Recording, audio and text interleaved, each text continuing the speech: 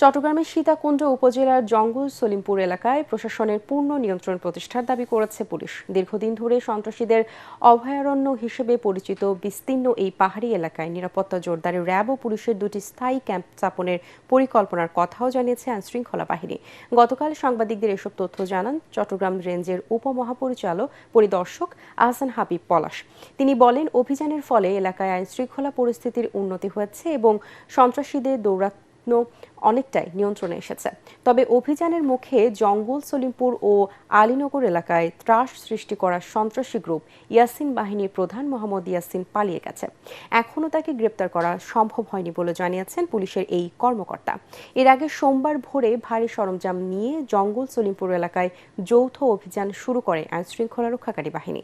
অভিযানে কিছু অস্ত্র উদ্ধার এবং 15 জনকে আটক করা হয় বলে জানা গেছে।